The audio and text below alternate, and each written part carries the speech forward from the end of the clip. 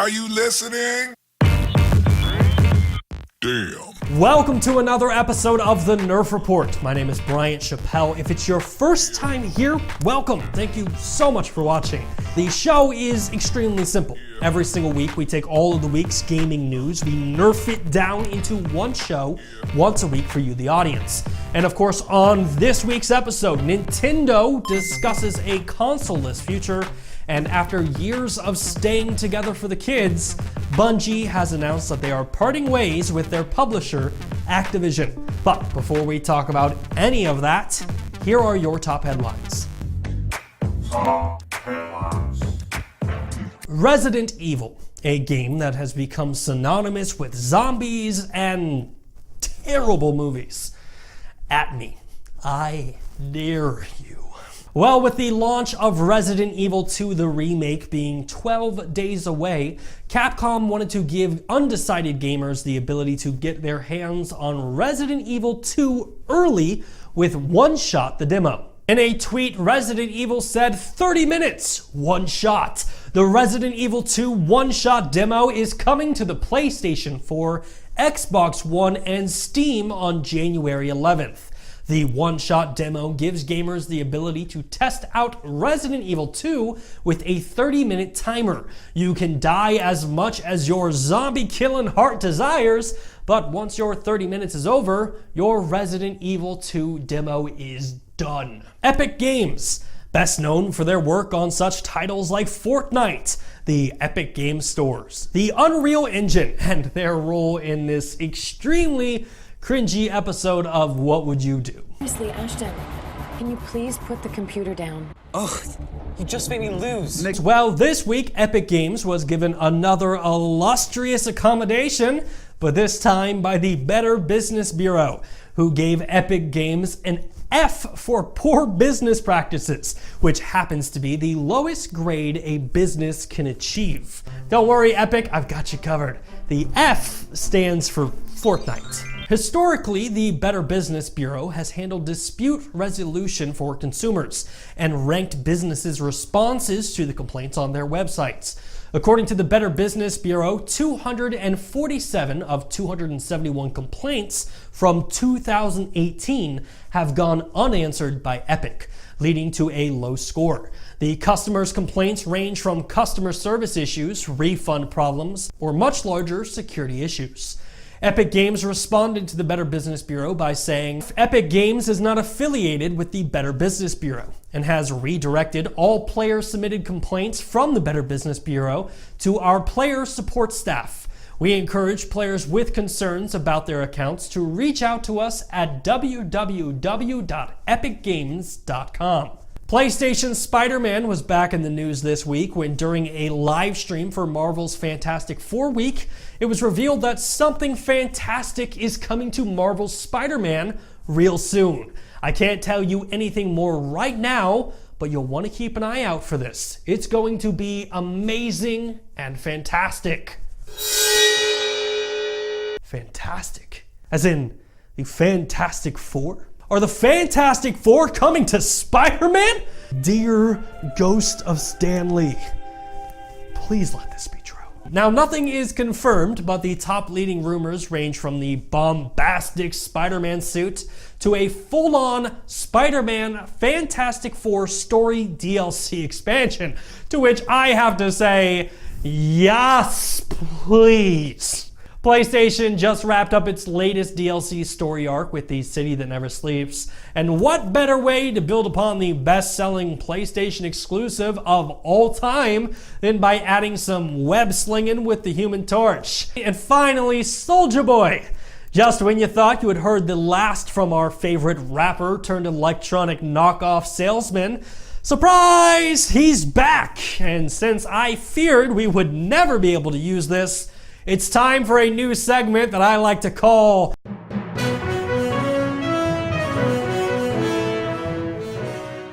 the latest gaming knockoff by Soulja Boy is the Soulja Game handheld, otherwise known as a PlayStation Vita knockoff. It features a 4.3-inch HD screen with 480 resolution, 8 gigabytes of memory, and features TV output support, so gamers can play their handheld on a much larger screen. The Soulja game handheld can be yours today for $99 US, or you can buy the non-Soulja Boy version on Amazon for $40.93. Wait, Soulja Boy, let me take this tweet for you. PlayStation ain't gonna do shit. Now for something completely different. Yeah.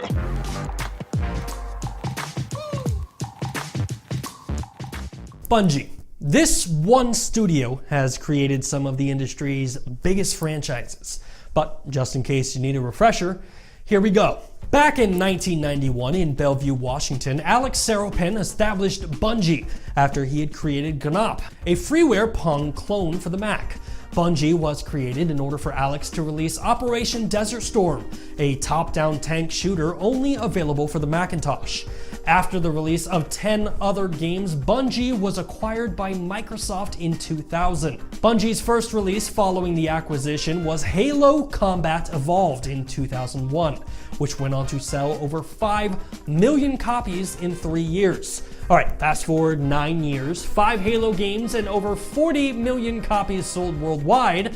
Bungie announced in 2007 that they had split from Microsoft to become an independent company, with Microsoft retaining the ownership of the Halo IP. In 2010, Bungie announced a 10-year publishing deal with Activision that included their first franchise since leaving Microsoft, Destiny. Destiny launched in 2014 and to this day is considered the most expensive game ever made. It's currently speculated that Bungie spent $500 million on the development of Destiny. And finally, in 2017, Bungie released a sequel to the original Destiny titled Destiny 2. It's a real original name, which finally brings us to this week, when Bungie announced that they would be splitting from their publishing partner Activision 2 years early from their initial 10-year deal. So let's dive straight into this breakup and figure out exactly what all of this means in a brand new segment called Never Mind, I'll Find Someone Like You. I wish nothing but the best for Destiny 2. Ooh.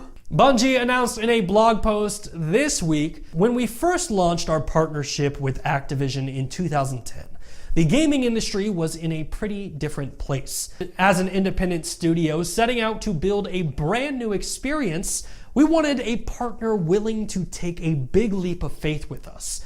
We had a vision for Destiny that we believed in, but to launch a game of that magnitude, we needed the support of an established publishing partner. To date, Destiny has delivered a combination of over 50 million games and expansions to players all around the world. We have enjoyed a successful 8-year run and would like to thank Activision for their partnership on Destiny. Looking ahead, we are excited to announce plans for Activision to transfer publishing rights for Destiny to Bungie. Now, as far as splits go, this isn't the first time that Bungie has split with a publishing partner. As we mentioned earlier, Bungie also split from Microsoft back in 2007. The difference being now Bungie gets to keep their intellectual property. And let's not forget, Bungie is not going to be left out in the cold with this split.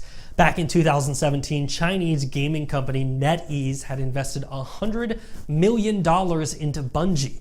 And in my opinion, that was the beginning of the Activision split. Because if your memory serves you right, you will also remember that in recent years, Bungie and Activision have been in, well, 2 separate camps. With Destiny 2 Forsaken, Activision claimed that sales failed to live up to their expectations on an earnings call, and promised faster content releases and new forms of monetization in the game. Meanwhile, Luke Smith, the director of Destiny 2 at Bungie, responded to that saying, "We are not disappointed with Forsaken. We set out to build a game that Destiny players would love, and at Bungie, we love it too. Building Destiny for players who love it is and will remain our focus going forward." So what does the future have in store for Bungie, and what does this mean for Destiny? Well, according to Bungie, surprising, exciting announcements are on their way. And if I had to speculate, one more DLC expansion this year than Destiny 3 in 2020. Any speculation that Bungie is abandoning Destiny as a franchise is ridiculous. I mean, industry analyst Michael Pachter estimates that Destiny overall revenue has surpassed $1.6 billion since launch. So to abandon a franchise that big would just be ludicrous. And now for this week's top story, Nintendo.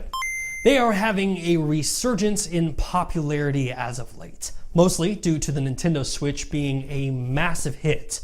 Well, this week, president of Nintendo, Shotaro Furukawa, was interviewed by the Japanese news outlet Nikkei and was asked how Nintendo plans to innovate past the Nintendo Switch. Furukawa responded, "We aren't really fixated on our consoles. At the moment, we're offering the uniquely developed Nintendo Switch and its software, and that's what we're basing how we deliver the Nintendo experience on. That being said, technology changes. We'll continue to think flexibly how to deliver that experience as time goes on. In the long term, perhaps our focus as a business could shift away from home consoles. Flexibility is just as important as ingenuity." Now, this statement was met with a lot of different reactions, ranging from, "Yeah, that's cool," to, "Holy hell, Nintendo is getting out of hardware." But I think it's important that when you're analyzing statements like this, to zoom out and look at the industry as a whole. Like, on one hand, stating that the industry is headed to a console-less future isn't that hard to imagine. With both Sony and Xbox working on game streaming services that allow gamers to take their games on the go, and even past that, this week we had confirmation that Amazon will be launching a game streaming service next year. Now, granted, a console-less future does have its drawbacks, as it requires an extremely strong internet connection, something that most rural gamers may not have. So what Nintendo is saying really isn't different from what the industry is doing as a whole. And if anything, Nintendo fans should be glad that Nintendo is planning past the current generation of console. Because unfortunately for the Switch, its best-selling feature, mobility, may have some serious competition come 2020. If Sony and Xbox can create a system that allows gamers to take AAA titles like Uncharted on the go, this will prove very difficult for Nintendo. So it's extremely good to see Nintendo planning past the Switch. And finally for this week, we come to that noise, of course, signifies that we are running out of time and coming close to the end of the show. So in order to wrap up all of the week's remaining news, we must initiate a segment that I like to call Nerfed in 60 Seconds.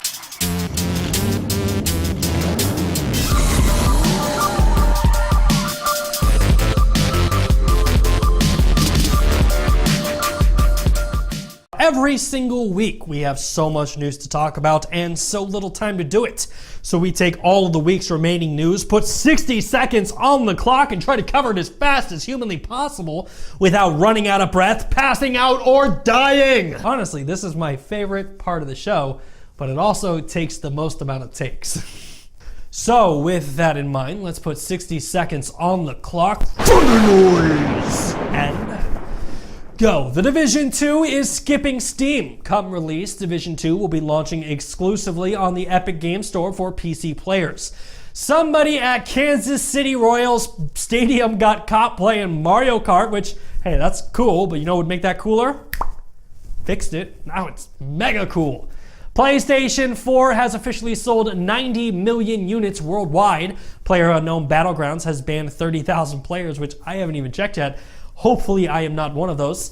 House Pixel Games has added controller support to Mow and Throw-In. Devil May Cry 5 Story Mode will last you 15 hours. Yoshi's Crafted World will be launching on the Nintendo Switch on March 29th. We got our first look at the cover of Mortal Kombat 11. And speaking of Mortal Kombat 11, if you're interested in the game, there will be a reveal for that game this week. Check it out. And finally, Red Dead Online, maybe you've heard of it, finally has a Battle Royale mode. 32 players, it's called Gun Rush. Check it out if you're interested. Ladies and gentlemen, that is it for Nerfed in 60 Seconds. seconds, and that is it for this week's episode of the show. If you like what you saw, make sure to hit that like button. If you're new here and haven't done so already, please subscribe to the channel, but the most important thing you can do, share it with your friends. Hopefully your famous ones. Like, let's get Anna Kendrick on the show. Let's get it done. As always, my name is Bryant Chappel. You are you, and this has been the Nerf Report. Thanks for watching.